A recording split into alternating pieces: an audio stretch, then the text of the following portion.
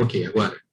Com a palavra. Boa tarde a todos e a todas que estão presentes nesse momento, nessa grande casa espírita que se forma nas redes sociais, através do Zoom, na internet.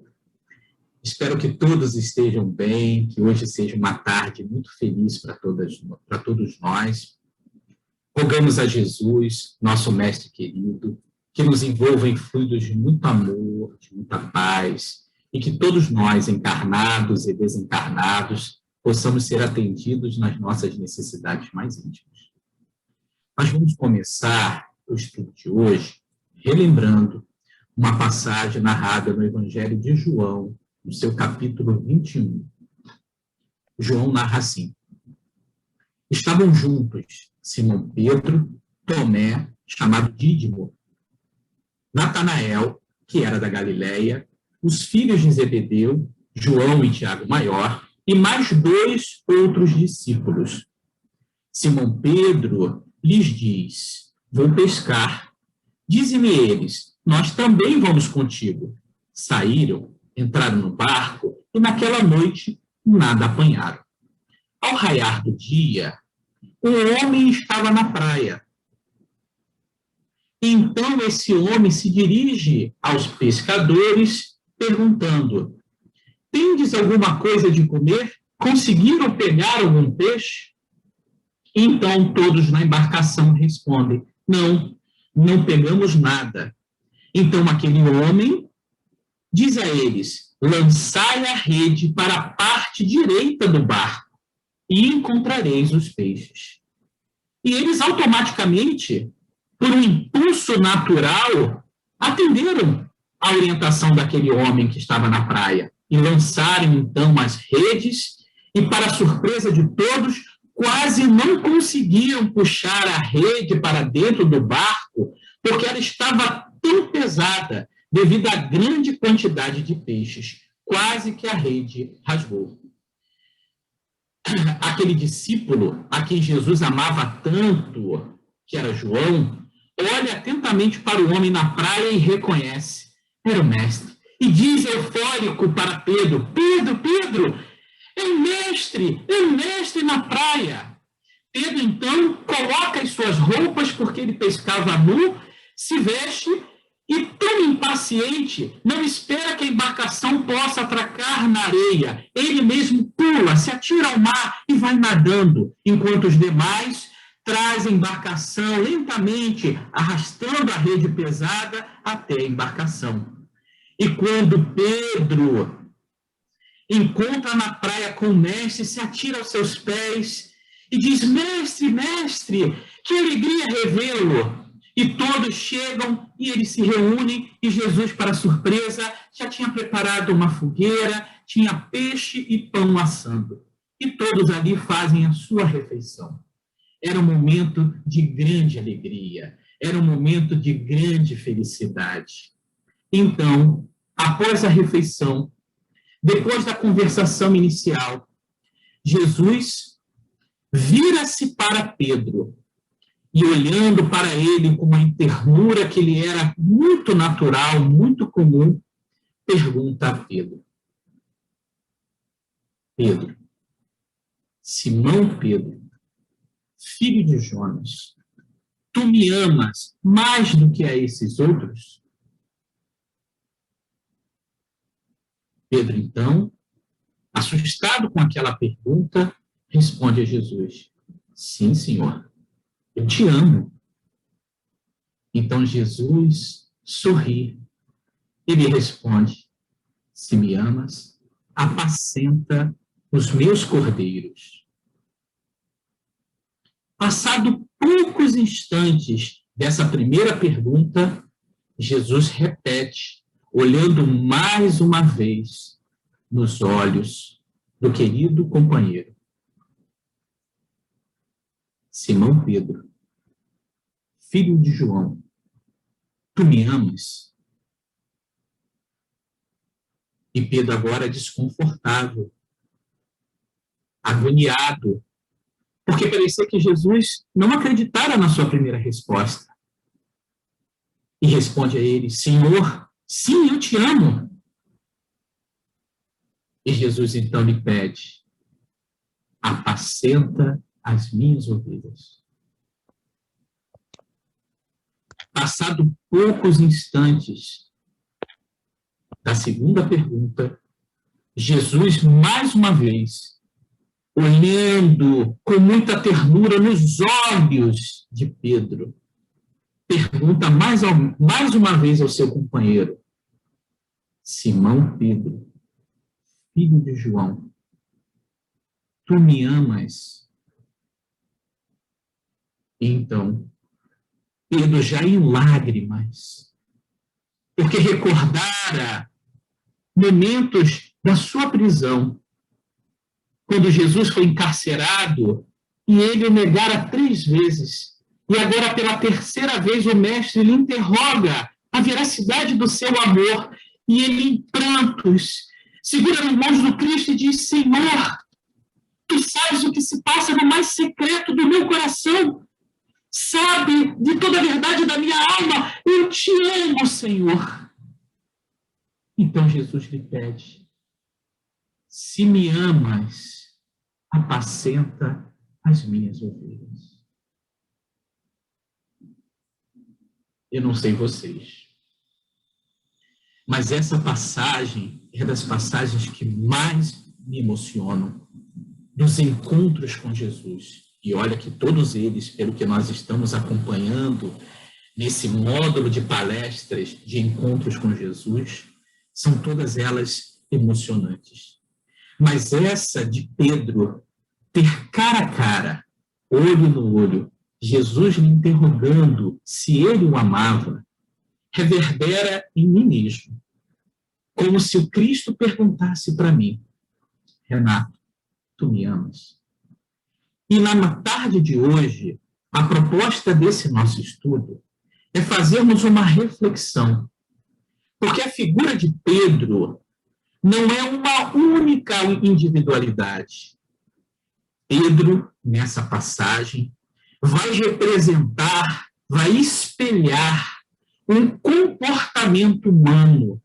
Ele vai representar uma característica da humanidade. Então, quando nós estivermos analisando esse diálogo, desse encontro comovente de Jesus com Pedro, nós precisamos interpretar como se nós estivéssemos lá, se a humanidade estivesse representada por Pedro nessas 3 perguntas e nas afirmativas do amor. Diz Emmanuel, o espírito que era orientador de Chico Xavier durante a sua encarnação, dizia que nenhuma palavra, nenhuma passagem, nenhuma expressão utilizada por Jesus deixava de ter um significado espiritual. Então, nós precisamos interpretar essa passagem sobre alguns aspectos que nós tentaremos levantar na tarde de hoje. É certo que esse pequeno diálogo mereceria um estudo aprofundado que levaria um ano inteiro, de tantos desdobramentos, de tantos simbolismos importantes espirituais que estão contidos ali. Mas na minha insignificância, na minha limitação, nós iremos abordar apenas alguns. Mas eu recomendo a todos que pesquisem nas redes sociais, no YouTube, muitas outras palestras interessantes sobre o mesmo tema, que vocês terão várias visões enriquecedoras a esse respeito. Pois bem, o primeiro aspecto que se torna importante analisarmos é entender o estado psicológico e emocional de Pedro. É importante lembrarmos que Pedro trazia uma angústia muito grande na sua alma. O remorso e a culpa lhe torturavam a consciência, porque ele havia traído por 3 vezes o seu mestre querido. Pedro era uma criatura que se considerava melhor do que os outros apóstolos. Jesus o havia repreendido sobre isso. Quem nos diz isso é Humberto de Campos, no livro Boa Nova, em que, na última ceia, em que Jesus, tendo a sua percepção espiritual identificado que o momento da sua prisão e do seu grande testemunho se aproximava, que seria a sua crucificação, ele orienta aos seus queridos e amados amigos, que eram seus 12 apóstolos, o fim que chegaria, o que se aproximava como sua destinação. E recomenda a eles o último mandamento. O último mandamento era que se amassem como Jesus os amou. Porque os seus discípulos seriam reconhecidos por muito se amarem. E Pedro, então, ouvindo essa narrativa de Jesus, pergunta ao mestre se ele não poderia segui-lo. E o mestre lhe diz que ainda faltava a ele vivências, experiências, que somente mais tarde Pedro entraria na posse da fortaleza indispensável, dos valores espirituais e morais indispensáveis para essa vivência. Mas Pedro não concorda com Jesus e pergunta por que não poderia segui-lo. E Jesus lhe diz que a sua inquietação era credora de ensinamentos. Mas diz a ele que a experiência, a vivência, a maturidade das coisas que ele vivenciaria ensinaria para ele melhores conclusões, porque, em verdade, Jesus o advertiria de que, naquela noite, o galo não cantaria sem que ele me negasse 3 vezes. E Pedro ficou muito chateado, se sentiu até ofendido com isso. E Jesus, percebendo o estado psicológico do companheiro, porque Pedro interroga Jesus, muito chateado: julgais por acaso, Senhor, que eu sou um covarde? Que eu sou um homem mau e ingrato com tudo que me ensinaste? E Jesus, entendendo a situação de Pedro, responde a ele: não te considero ingrato nem indiferente aos meus ensinos, meu querido. Porém, vais aprender ainda hoje que o homem do mundo é mais frágil do que perverso. E aí nós sabemos que Jesus é preso, é levado então para a casa de Caifás, para o palácio, e no momento ele é aprisionado. E quando é aprisionado, naquela cela úmida e fria, ela dava janela para o pátio principal. Entre as criaturas ali estavam comemorando ainda a Páscoa e outros que vieram comemorar a sua prisão. E Pedro foi até lá, tentar ver se conseguia fazer alguma coisa. E como narram as escrituras, Pedro é confrontado 3 vezes como seguidor de Jesus e o nega por 3 vezes. E essa negação é como se ele repudiasse o seu mestre, em que ele recusasse a vinculação, a lealdade, a fidelidade ao seu mestre. E quando ele, então, nega pela 3ª vez, ele olha para a cela, pelas grades da cela que davam em direção ao pátio onde ele se encontrava, e ele encontra o olhar compassivo de Jesus direcionado a ele. Seu mundo cai, ele entra em desespero. E naquele momento, o seu espírito como que se desabrocha numa fonte de novas considerações pelos infortúnios da vida. Porque Pedro era um homem muito duro, era um homem muito rígido, muito exigente. E como Humberto de Campos fala no Boa Nova, se considerava até melhor do que os outros, porque era o líder dos apóstolos, porque fora escolhido como a pedra angular onde Jesus edificaria a sua igreja. E isso, deparar-se com a sua fragilidade moral e espiritual, ao negar o seu querido mestre, faz com que ele entre num processo de agonia, de remorso, de tortura pela culpa. E esse reencontro com Jesus na praia, quando Jesus lhe pergunta por 3 vezes se o amava, foi a dádiva de libertação por amor que Jesus lhe dá. Porque conhecendo o estado psicológico tão infeliz, de dor, que Pedro passava, Jesus lhe oferece a possibilidade de se recuperar, de se redimir, que antes o negara por 3 vezes, proporciona ao amigo querido poder reafirmar a lealdade, a fidelidade, o compromisso de perseverar pelo Cristo, pelo amor, por 3 vezes. Vejamos como esse encontro é simbólico e importante para Pedro, porque o recupera, lhe dá a chance de poder se reabilitar com seu mestre na sua própria consciência. É lógico que Jesus não sentia nenhuma mágoa daquilo. Diferente de nós, se eu estivesse ali no lugar de Jesus, diria talvez para Pedro: Pedro, você não tem vergonha na cara, não? Me negou 3 vezes, criatura. Eu estava vendo o que você estava fazendo. Eu estava vendo. Vai ter volta, Pedro. Vai ter volta. Você vai precisar de mim e eu também vou te negar. Porque eu sou uma criatura ainda infeliz e limitada. Mas Jesus, como Espírito perfeito, já ultrapassou todos esses limites e privações que nós, seres humanos, ainda possuímos. E não se sentiu de forma nenhuma magoado, como também por nenhuma das outras agressões, nem pelo seu assassinato, como ocorreu. Tanto que, ao final, antes de desencarnar, roga ao Pai que perdoe a todos nós, porque nós não sabíamos o que fazíamos. Ou seja, compreendia o nosso estado de inferioridade, de ignorância. Da mesma forma, ele entendia Pedro.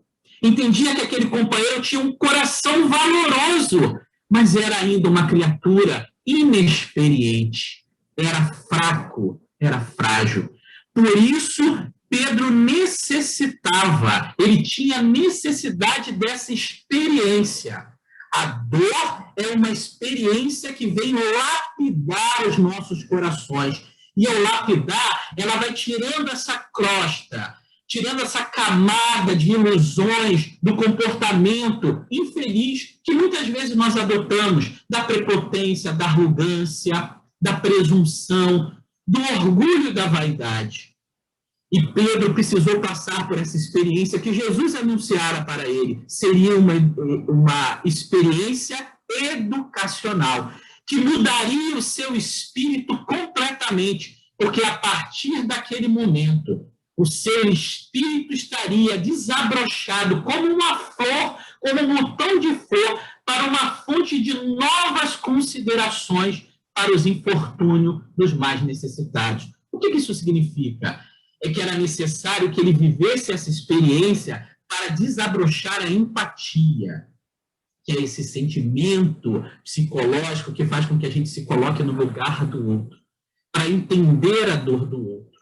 Tem coisas na vida que nós só entendemos sobre 2 aspectos, ou porque nós provocamos, ou porque nós sentimos. Então, existem experiências que nós precisamos sentir na pele, viver na carne, para que isso possa ser interiorizado. E aí a gente passe a ter mais sensibilidade com o outro. Foi o que aconteceu com Pedro. A importante tarefa que ele precisava desempenhar de apacentar as ovelhas do rebanho do Senhor, ele precisava sentir-se mais humano, mais simples, mais humilde. Isso só é possível quando desconstruímos esse castelo ilusório da prepotência, da arrogância, da presunção, do orgulho e do egoísmo que ainda habita em nosso ser. Essa experiência refletida para nós, como humanidade, significa que todos nós, com Cristo, temos a oportunidade da nossa regeneração, de nos redimirmos com o Senhor, porque nós o traímos também. Muitas vezes traímos pelas escolhas infelizes, por trocarmos a vivência dos seus ensinos por outras práticas de outros interesses muito particulares e egoístas. E muitas vezes, nas encarnações anteriores e em outras vidas, nós tivemos a missão de divulgar o seu evangelho dentro dos seios das religiões, e ao invés de libertarmos as consciências pelo seu evangelho, nós manipulamos para ganhar com os interesses. Nós utilizamos a sua palavra para enriquecer, para ter domínio e poder. Essa também é uma forma de traição. Nós traímos o Cristo também todas as vezes que nós traímos a nossa própria consciência. Quando sabemos o que devemos fazer, quando sabemos qual é a conduta mais adequada ao nosso comportamento, conforme a moral cristã, e mesmo assim traímos a nossa consciência para atender aos nossos caprichos e aos nossos interesses. Também traímos Jesus dessa forma. Outro aspecto significativo desse diálogo é que Jesus não se utiliza de espíritos que já estavam puros, perfeitos. Ele se utiliza de almas de boa vontade, ainda muito cheias de imperfeições. Vamos analisar que Jesus se utiliza de 12 apóstolos, de 12 colaboradores, que à sua época eram os melhores corações que o mestre, que nunca se equivocava, que não errava, se utilizou para apoiá-lo. Desses 12, um o traiu. Um o negou 3 vezes. 9 se dispersaram. E só um ficou ao seu lado e que recebeu a missão de cuidar de sua querida mãe, Maria de Nazaré. Então vejamos que os melhores ainda se comportaram dessa forma, porque Jesus se utiliza do coração humano de boa vontade, mesmo cheio de imperfeições. Então isso cabe uma reflexão para nós. Todos nós que nos consideramos ainda muito cheios de imperfeições, que podemos dizer assim, eu não sou capaz de fazer o bem, eu não sou capaz de trabalhar na obra do Cristo, eu não sou capaz de divulgar, eu não sou capaz de me dizer espírita, como eu já ouvi muita gente que não se diz capaz de se chamar espírita ou de cristão, porque não se sente ainda desenvolvido moralmente para isso. Mas Jesus não quer almas prontas, ele quer espíritos que se propõem a se transformar, porque ele veio construir o reino de Deus em nossos corações. Então ele sabia que estava elaborando ainda os alicerces, no início da obra. Toda a obra começa pelo alicerce. Então esse convite é que possamos ter a coragem, como Pedro, de ouvir o chamado do Senhor e dizer, Senhor, eu te amo. Ou seja, eu aceito o teu convite, eu aceito o teu chamado, porque você sabe, Senhor, as limitações e fraquezas que eu trago na alma. Se me convidas, é porque conheces o meu potencial. Sabes olhar a capacidade que eu tenho de vir a ser um espírito melhor, que hoje eu estou, que é temporário, eu estou imperfeito, mas dia virá. Com o meu esforço e dedicação na tua causa, que eu serei melhor. Então, esse chamado que Pedro recebe serve para nós. É um chamado direcionado aos nossos corações também. Cada um de nós está sendo chamado a apacentar as ovelhas de Cristo. E o que é apacentar? Olha que interessante. Apacentar é conduzir ao pasto, vigiar no pasto, pastorear. E uma das funções de ser pastor é alimentar, é levar ao pasto para que os animais, a sua responsabilidade, que você está tutoriando, que está ali cuidando, possa se alimentar da melhor forma possível, com os recursos que são dispensáveis para o seu fortalecimento. E o alimento que nós somos convocados, como Pedro, a oferecer às ovelhas de Jesus, é a moral do seu evangelho. Porque Jesus coloca uma condição para apacentar. Se me amas, apacenta as minhas ovelhas. O que seria amar? Quando nós vamos relembrar o anúncio de Jesus, quando nós vamos lembrar o anúncio de Jesus sobre o advento do Consolador prometido, nós vamos encontrar Jesus dizendo, se me amas, guardai os meus mandamentos, e eu rogarei ao Pai que vos envie outro Consolador. Então, amar Jesus é guardar os seus ensinos, a sua moral, os seus ensinamentos. E o que é guardar? Será que é ter uma estante repleta de obras baseadas no Evangelho de Jesus? Eu estou guardando. Será que guardar é depositar em algum lugar? Guardar é trazer para o mundo íntimo.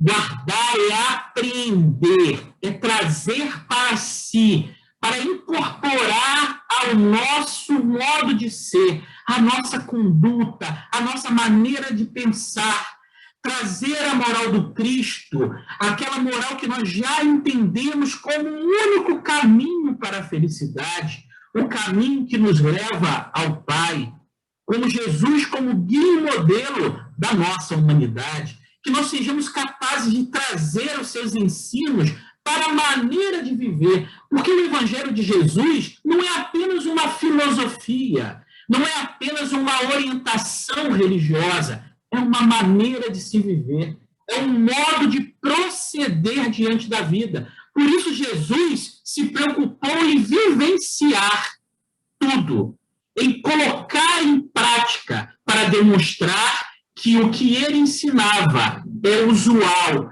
é aplicável às condições mais comezinhas do nosso dia a dia, mais simples do nosso cotidiano.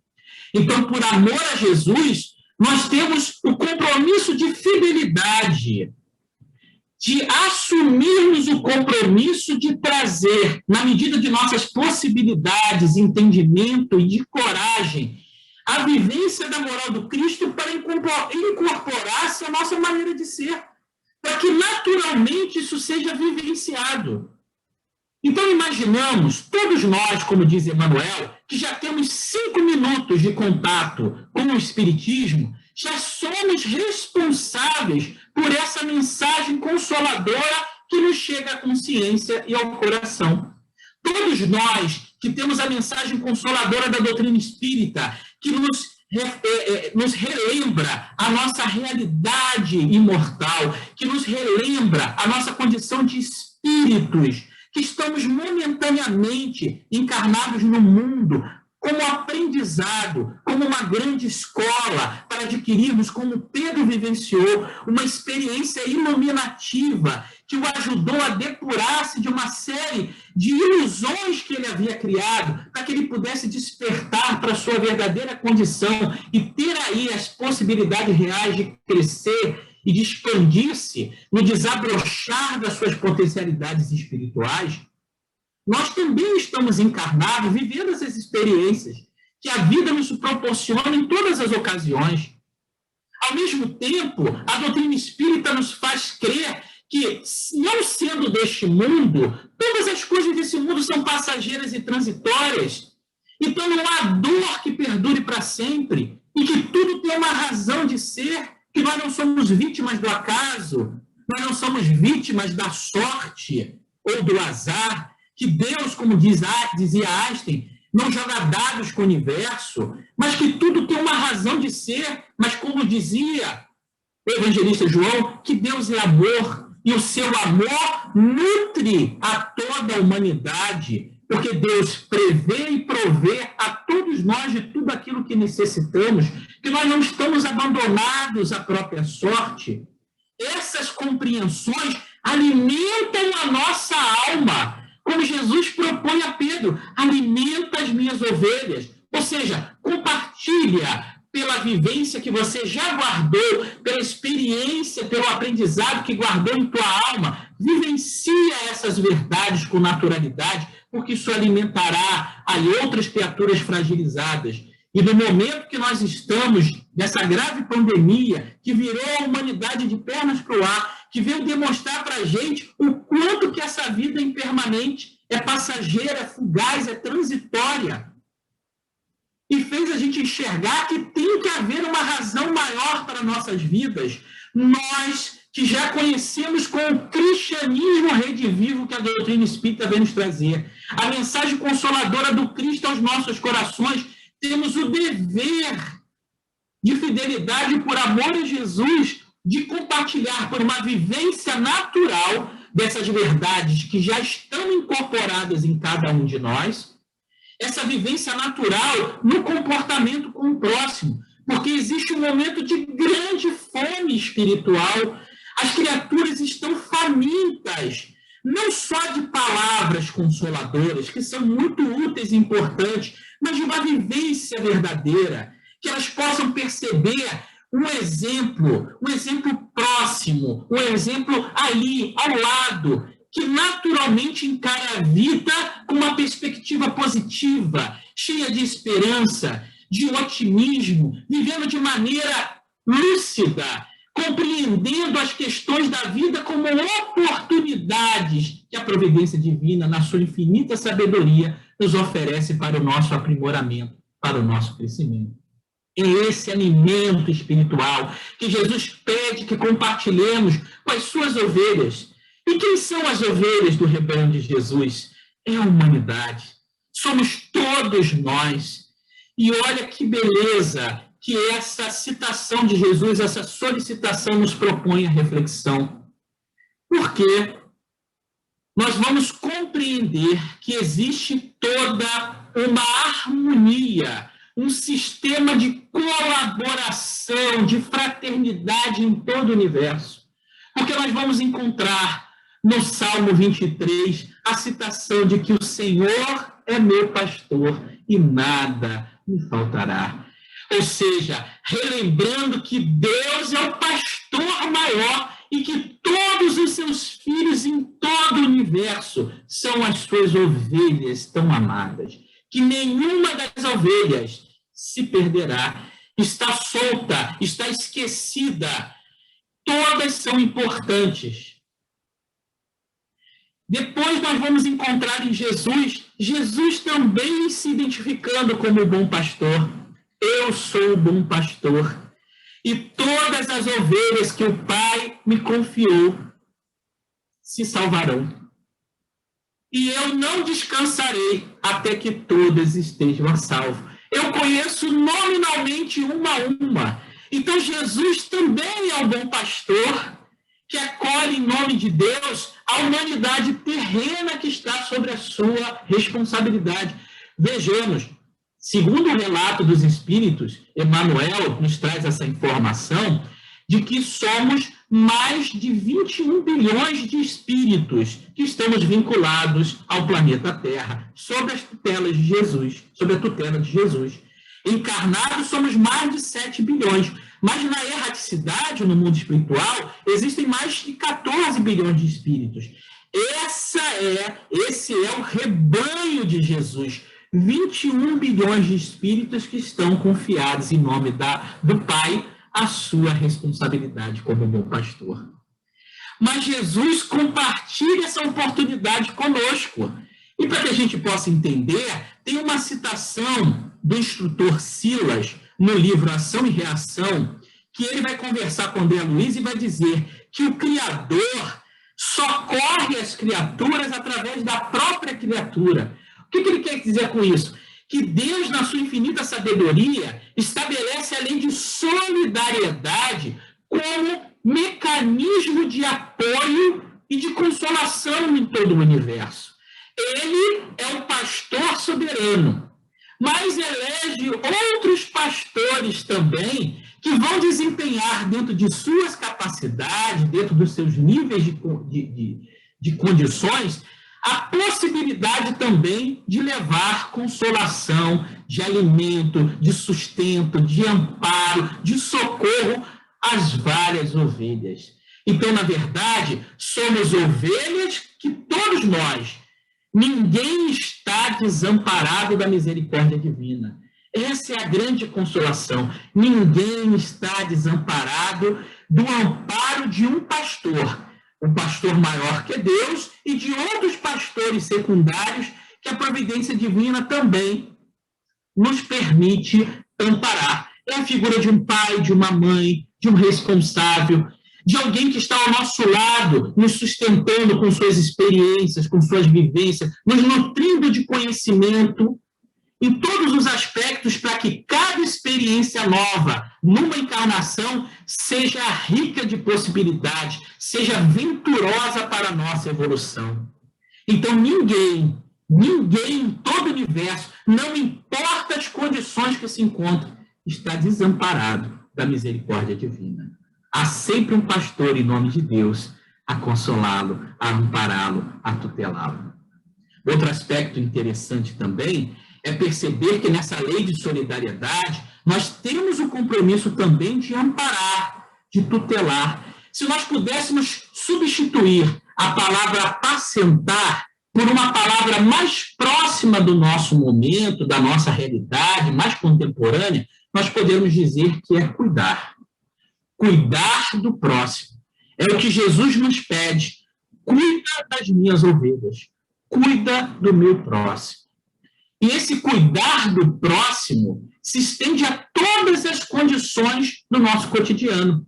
Como vimos, Pedro representa o estado natural da humanidade, de ainda estarmos imperfeitos, ainda possuirmos limitações. Então, todos nós somos convocados também, embora ainda estejamos imperfeitos, mas nós podemos cuidar das ovelhas de Jesus. E quem são as ovelhas? Como já dissemos, é a humanidade. São todas as pessoas. Então, existem ovelhas no meu teto. São os meus pais, são os meus filhos, é a minha esposa, o meu esposo, meu companheiro, minha companheira, são meus irmãos e irmãs, são meus vizinhos, são os meus colegas de trabalho, a minha chefia, são as pessoas que eu transito no cotidiano, são as pessoas do meu bairro, da minha cidade, do meu estado, do meu país, são as pessoas do planeta, são até os governantes, são as governantes do meu país. Porque é interessante que Jesus nos recomenda uma condição para podermos apacentar, cuidar das suas ovelhas. Para cuidar das suas ovelhas, é necessário amá-lo. Porque Jesus sabia que existem, sabe até hoje, que existem ovelhas bem difíceis. Tem umas ovelhas como Ellen, como Kátia, como Dolores, que são ovelhas difíceis, que exigem muito amor e renúncia. Tem ovelhas complicadíssimas como Renato, que dá vontade de abandonar ou descer a vara em cima para ver se aprende. Mas Jesus recomenda, por amor. Por amor. Dar o que temos de melhor.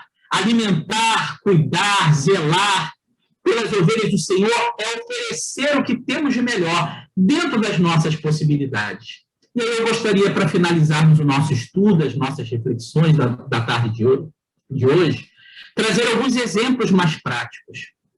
Um exemplo, Kátia, eu gostaria de compartilhar aqui uma imagem. Eu gostaria de compartilhar uma imagem para vocês entenderem, que talvez eu falando não demonstre o suficiente. A imagem é a seguinte. Espera aí, só um minutinho, gente. Ela não está aparecendo aqui na minha tela. Agora sim.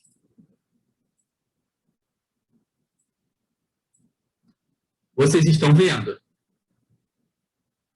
É a mão de um paciente entrelaçada por duas luvas cheias por água quente.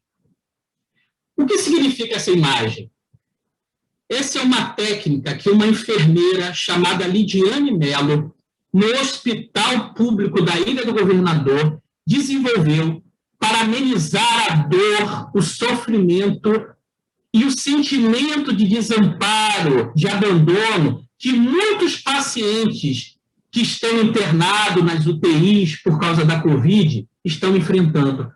Porque esse gesto de colocar duas luvas cheias com água morna entrelaçadas na mão do paciente dá a sensação ao paciente que ele está ali, ó, acolhido, sustentado, está sendo amparado pela mão de alguém. Ele sente o calor dessa mão sendo transmitido a ele naquele momento. A Lidiane criou essa técnica para poder apacentar aquelas ovelhas que estavam sob seus cuidados na UTI. Para trazer uma sensação de maior conforto, para alimentar de esperança os corações tão famintos daquelas ovelhas que ali estavam nesse momento de agonia. Foi o melhor que aquela pastora conseguiu oferecer aos corações que mais necessitavam. E ela diz que isso ajuda na recuperação, torna os pacientes mais tranquilos, as suas taxas ficam mais equilibradas. É ela, atendendo ao chamado de Jesus, por amor, a apacentar as suas ovelhas. Eu lembro de um caso que me foi contado também, que a gente reflete que existem ovelhas difíceis de serem lidadas e como enfrentar e como oferecer o melhor. E um amigo muito querido me contou uma história real, que existia numa rua uma determinada família que estava passando por uma necessidade muito grave do ponto de vista financeiro, muito grave. Estavam passando, inclusive, fome. E nessa família existiam 5 crianças pequenas. E o chefe da família estava desempregado, sem condições de poder alimentar os seus. O seu vizinho, chamado João, era um homem de bom coração, preocupado com as necessidades do outro, que no seu íntimo havia também ouvido o chamado de Jesus a apacentar, a cuidar das suas ovelhas. E sabendo da dificuldade dos seus vizinhos, mas também lembrando que o seu Manuel, o chefe da família, era um homem de muito escrúpulo, era um homem que tinha muito orgulho e que não aceitava as ajuda alheia, porque achava isso, que denegria a sua condição de homem para sustentar, que a sua missão era sustentar a família, pensou numa forma de poder ajudar sem ferir, sem magoar. Então, ele montou uma estratégia. Como eu posso ajudar? Então, uma manhã, comprou 10 pães, levou até a porta do seu Manuel, tocou a campainha e pensou, se for a Dona Maria que atender, ela aceitará sem menor problema. Mas se for o seu Manuel, eu preciso pensar numa estratégia. E quem atende a porta é o seu Manuel. O seu Manuel, ao atendê-lo, pergunta com a cara fechada o que ele queria. E o João, então, respondeu, seu Manuel, eu venho lhe pedir aqui um imenso favor. Preciso muito da sua ajuda. E isso desarmou o seu Manuel, porque achou que ele poderia vir trazer algum socorro, que ele não queria aceitar, mas se deparou com a surpresa do seu João lhe pedindo socorro, pedindo ajuda.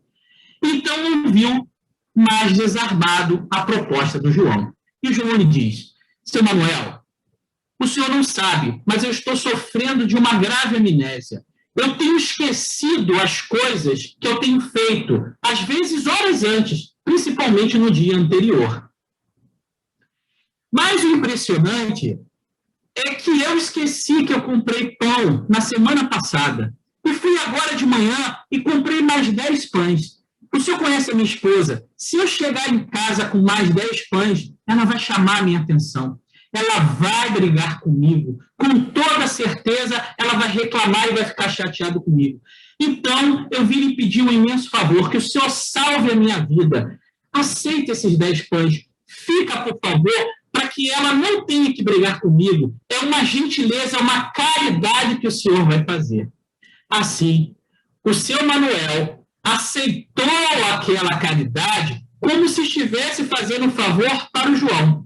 E o impressionante é que o João, por mais de um mês, teve a sua amnésia gravada e quase todas as manhãs levava um saco de pão e pedia socorro para o seu Manuel para que ele pudesse auxiliá-lo.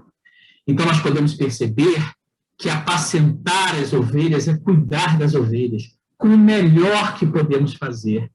Todos nós, sem exceção, temos alguma coisa que podemos oferecer ao nosso próximo mais próximo, que é o nosso familiar. O dar o melhor que esteja ao nosso alcance. Como João, no exemplo, fez, sem constranger, oferecer o melhor da nossa ajuda com o máximo de respeito, de carinho, de compreensão à necessidade do outro. Como no caso da enfermeira Lidiane, que teve essa ideia brilhante de consolar os seus pacientes, como se 2 mãos, que ela chama que são as mãos de Deus, estão ali confortando cada paciente.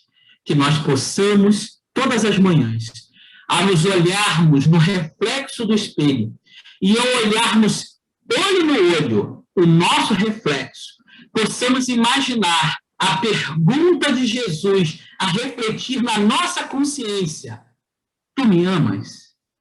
E nós possamos responder de todo o coração: tu sabes, Senhor, o que se passa no meu íntimo, eu te amo.